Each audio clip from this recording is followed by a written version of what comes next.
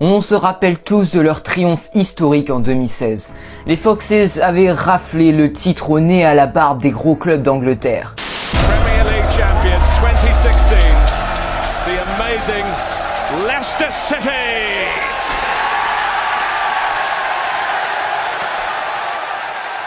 Ils l'ont déjà fait une fois, donc pourquoi pas le faire une seconde fois. Et là, même s'ils ont perdu contre Liverpool dimanche, ils restent chaud bouillant. Et là, ils ont fait un début de saison tonitruant, un meilleur début de saison que l'année où ils ont gagné le titre, il y a 4 ans. Si ça, ce n'est pas un signe, alors Leicester, est-ce qu'ils sont capables de refaire un coup à la Leicester? Est-ce qu'ils ont les armes pour remporter une nouvelle fois le titre et refaire un nouvel exploit? C'est ce qu'on va voir dans cette nouvelle analyse.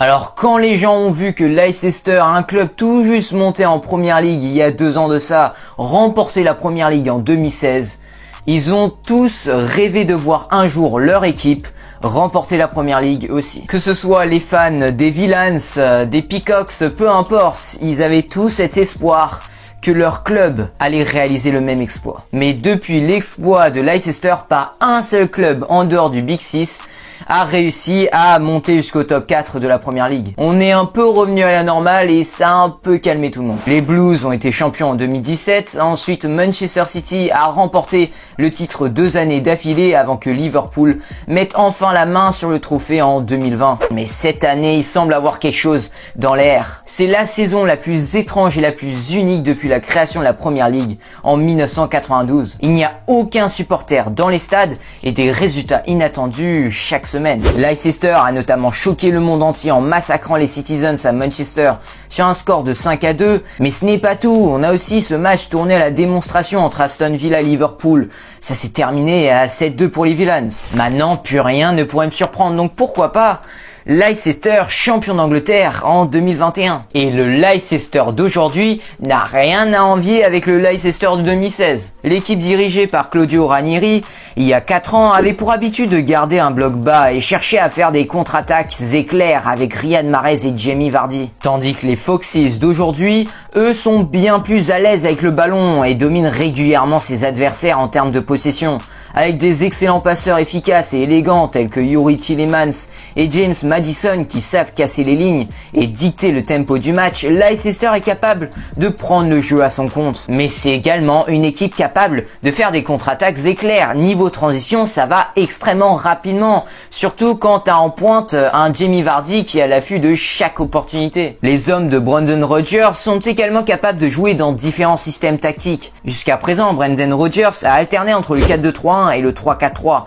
laissant leurs adversaires dubitatifs sur la façon dont ils allaient s'aligner. Alors généralement, le 3-4-3 est utilisé à l'extérieur face à des adversaires plutôt difficiles. Ils ont alors tendance à attendre leur adversaire plus bas, puis enchaîner avec des contre-attaques comme le faisait Leicester en 2016. Ils ont remporté en ce début de saison des matchs assez importants comme ça contre Manchester City, Arsenal et Leeds notamment. Et d'un autre côté, le 4-2-3-1 est utilisé lorsqu'en général, ils s'attendent à avoir la possession. C'est souvent contre des plus petites équipes. On l'a vu notamment contre Burnley. Ils ont alors gagné 4-2. Donc on a affaire à un Leicester capable de s'adapter, à un Leicester capable à la fois de contre-attaquer et d'avoir la possession de balle. Donc cette équipe est presque plus complet que celui de 2016. Et ce grâce en partie à leur entraîneur Brendan Rodgers, l'un des entraîneurs les plus sous-cotés en Première Ligue. Tactiquement, c'est un génie. On l'a vu contre Leeds, il a surclassé Bielsa. Mais c'est également un coach qui sait gagner des titres. Durant son passage au Celtic,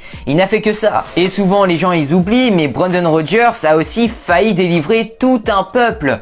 Tout le peuple de Liverpool en 2014, il était à ça de remporter la Première Ligue avec les Reds. Donc Rodgers sait gagner des titres, il a clairement donné à ses hommes la soif de victoire. Franchement, ça m'étonnerait absolument pas si Rodgers débarquait à Arsenal ou à Manchester United à l'avenir. Et on n'a encore rien vu car les Foxes sont loin d'avoir tous leurs tauliers disponibles.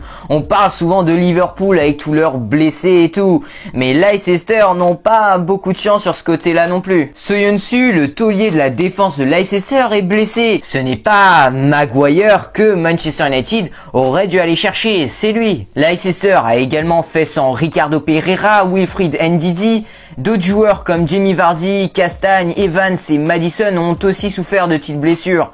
Bref, des gros noms. C'est littéralement 7 tauliers des Foxes qui ont manqué à l'effectif de Leicester. Compte tenu du niveau qu'ils affichent sans des gros tauliers comme Söyüncü, Pereira ou Ndidi, je n'imagine même pas leur niveau avec leur équipe au complet. Et Leicester, c'est aussi une équipe qui a un parfait équilibre entre la jeunesse et l'expérience. Comme à leur habitude, ils ont déniché des petites pépites. Wesley Fofana, Timothy Castagne et Under ont tous eu un impact immédiat sur leur équipe. Alors j'ai envie de m'attarder un peu plus sur Fofana. J'ai honte d'avoir eu des doutes à son propos. Les 40 millions d'euros déboursés par les Foxes à Saint-Etienne, il les vaut clairement. C'est un monstre dans les airs, il est très solide, a beaucoup de personnalité, peut apporter le surnombre offensivement. Bref, il n'a aucune faiblesse évidente dans son jeu et il n'a que 19 ans le gamin. Et il n'y a pas que lui, il y a également d'autres jeunes talents qui progressent chaque année comme James Justin, James Madison, Harvey Barnes, Söyüncü. C'est un effectif jeune qui déborde de talent à tous les postes. Et tu combines à ça des joueurs expérimentés comme Kasper Schmeichel, un gardien qui a toujours été décisif avec Leicester, et l'indomptable Jamie Vardy, deux joueurs qui ont été là durant le sacre de Leicester en 2016. C'est toujours bien d'avoir des joueurs capables de gérer la pression durant une course au titre. Cela peut s'avérer crucial dans les matchs clés. Il faut avoir des leaders, des joueurs capables de gagner des titres dans le vestiaire. Et Leicester n'en manque pas. Mais bien sûr, pour remporter l'APL, il faut également avoir un grand buteur. Et les Foxes sont servis. Il y a des joueurs qui vieillissent bien et sont même meilleurs après avoir dépassé la trentaine. C'est le cas de Jamie Vardy. Maintenant, il a peut-être 33 ans, mais lui, il s'en fout. La saison dernière était sa plus belle saison avec 23 buts. C'était le meilleur buteur de la Première Ligue. Et cette saison, il est bien parti pour faire de même, voire mieux. Il en est déjà à 8 buts en 7 matchs. Franchement, j'ai même l'impression qu'il est plus rapide qu'à ses 28 ans. Je pense que l'Angleterre regrette beaucoup sa retraite internationale. Bon, pour vous résumer tout ça, Leicester, c'est une équipe qui a du talent à tous les postes, qui mêle parfaitement jeunesse et expérience. Une équipe qui a un excellent coach en la personne de Rodgers et qui sait gagner. Bref, une équipe capable de remporter le titre de champion d'Angleterre. Et toi, derrière ton écran, est-ce que tu penses que Leicester va gagner cette Première Ligue ou est-ce que tu penses que c'est juste impossible? J'attends ton avis dans les commentaires. J'espère en tout cas que cette vidéo t'aura plu. Si c'est le cas, bah vas-y, abonne-toi, c'est le moment pour ne rater aucune de mes prochaines vidéos et surtout apprendre tous les semaines sur la Première Ligue.